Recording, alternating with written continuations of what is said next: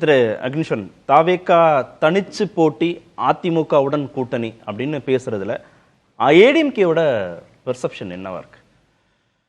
இதுவரைக்கும் அதிமுக அதை பத்தி பேசவே இல்லையே. ஏன் பேசல? இனிமேலாவது பேசுவீங்களா? சார், நான் இப்படி கேட்போம், ஏன் பேசலன்னு கேட்குறீங்க கார்த்திகேயன் சார். இங்கிருந்து பீகாரில் போய் அரசியல் வியூக வகுப்பாளரை பேட்டி எடுத்துட்டு வந்திருக்கிறீங்க. கங்கை கரையோரம். ஏன் தமிழ்நாட்டில் காவிரி கரையோரம், வைகை நதிக்கரையோரம், கீழடிக்கு பக்கத்துலலாம் அரசியல் வியூக வகுப்பாளர்கள் இல்லையா? அரசியலே இன்னைக்கு வியாபாரம் ஆயிருச்சு. ஆனா நம்ம அரசியல் கட்சிகளை வச்சு வியாபாரம் பண்ணுவோமே, அது என்னப்பா? பீகார்ல இருந்து தான் தமிழ்நாட்டுக்கு நிறைய பேர் வியூக வகுப்பாளர். எங்க தமிழ்நாட்டில் அண்ணன் ரவீந்திரன் துரைசாமி இல்லையா? ஐயோ, நீங்க வேற. ஏன்னா சார் இது வந்து not for joke, it's a serious matter. ஏன்னா அப்ப தமிழ்நாட்டில் பாஜகவினுடைய அண்ணாமலை பாஜகவை வளர்க்கிறதை விட்டுட்டு பாஜகவே இன்னைக்கு நரேந்திர மோடி அவர்களே திரு சீமான் அவர்களைத்தான் என்டிஏ முதலமைச்சர் வேட்பாளர்னா அப்ப எல்லாரும் வீட்டுக்கு போயிருங்க. எதுக்கு தேவையில்லாத பிரச்சனை, திருப்பரங்குன்றம் பிரச்சனை எதுக்கு? தமிழ்நாட்டில் 63 கட்சிகள் இருக்கு சார். இந்த 63 கட்சிகள்ல கட்டமைப்பு அதிகமா இருக்கிற கட்சி 2 கட்சி தான். ஒன்னு அதிமுக, இன்னொன்னு திமுக. இந்த 2 முனை தேர்தல் தான் தமிழ்நாட்டில் வெற்றி பெற்றுக் கொண்டே இருக்கிறது 2024 வரைக்கும். இது வரைக்கும் 26 எப்படி இருக்கும்? அந்த ஜோசியம் எல்லாம் கங்கை கதியில தான் நீங்க போய் கேட்கணும். எனக்கு இது தெரியல. ஆனாலும் நான் சொல்றேன், இந்த 63 கட்சிகள்ல சார் 58 கட்சிகள் தான் பங்கேற்றுச்சு. அப்ப மீதி 5 கட்சி பங்கேற்கல. அப்ப பங்கேற்காத கட்சிகள் என்னென்ன? பாஜக, தமாக, நாம் தமிழர், புதிய தமிழக கட்சி, அது மாதிரி புதிய நீதி கட்சி.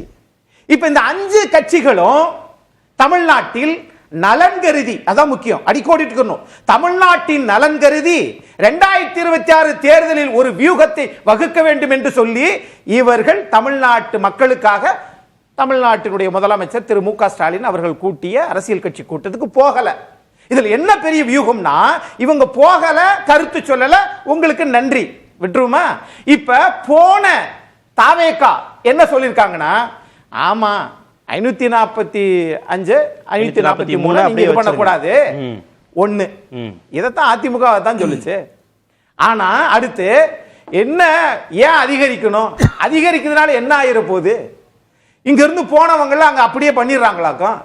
அமைதியா தானே, பொம்மை மாதிரி தானே உட்காந்துட்டு வர்றாங்க. அப்படின்னு சொல்லிட்டு ஏன் அதிகரிக்கணும்? பொம்மைகளாகத்தானே தமிழ்நாட்டு நாடாளுமன்ற உறுப்பினர்கள் டெல்லியில் இருக்கிறாங்கன்னு சொல்லிட்டு 38 மாவட்டத்துக்கு 120 மாவட்ட செயலாளர் போட்டீங்களே, ஏன் நீங்க மட்டும் உங்களை அதிகரிச்சுக்கிட்டீங்க?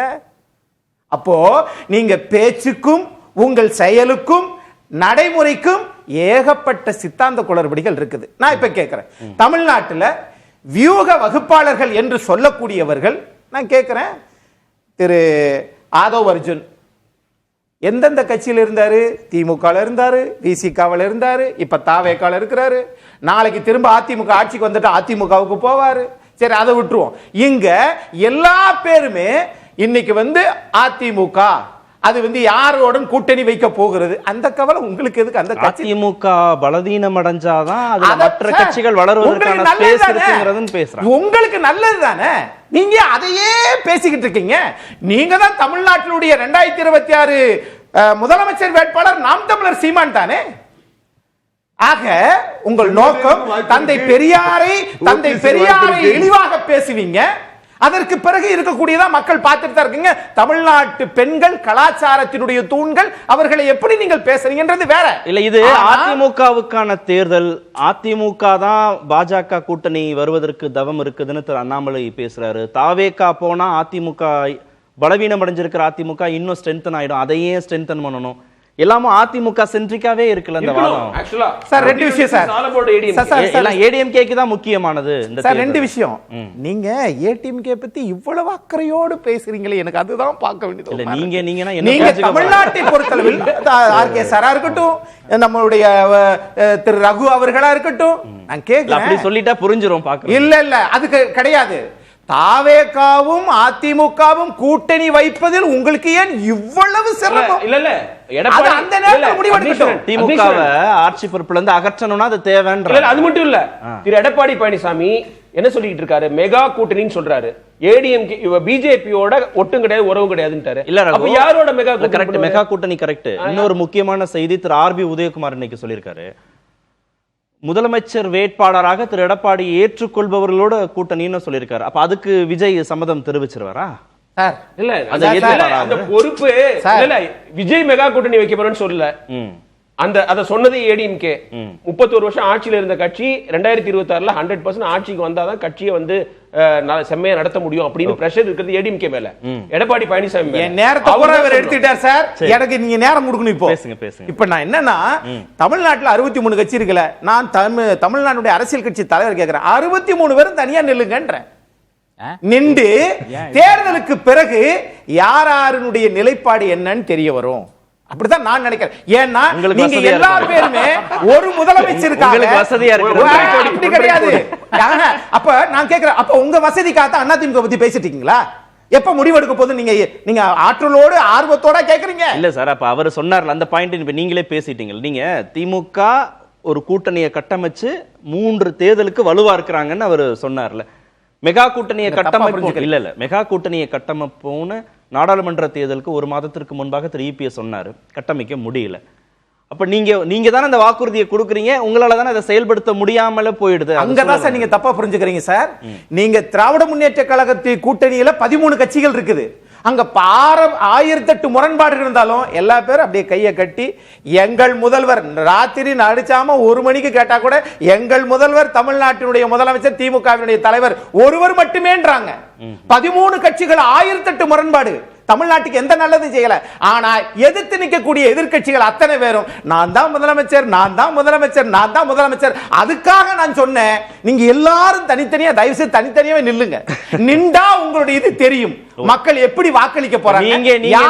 எதிர்க்கட்சிகளை சொல்ல எல்லா எதிர்க்கட்சிகளும் தான் சொல்றேன். ஒவ்வொரு முறை எனக்கு பதட்டமா இருக்கு. எந்த நீங்க சொல்றீங்க? நீங்க தெரியால சார், உங்களை நாங்க நிக்க சொல்லுவோமா? நீங்க கேக்குற கேள்விக்கு பதில் சொல்ல தான் நான் வந்திருக்கிறேன். ஆனால முதல்ல ஒரு நீங்க சொல்லும்போது எனக்கு பதட்டம். இதல்ல, திமுக தனியா ஒருபோதும் நிக்காது.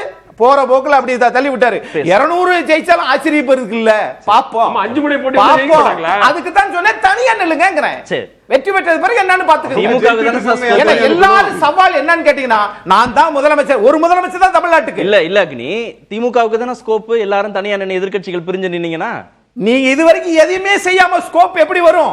சரி பேசுவோம், இடைவேளைக்கு பிறகு. சரி, தேர்தலுக்கு பிறகு ஒண்ணு சேரலால, தேர்தலுக்கு பிறகு ஒண்ணு சேரலால, தேர்தலுக்கு பிறகு ஒண்ணு சேரலால, ஜெயிச்சா அது பாத்துக்கலாம்.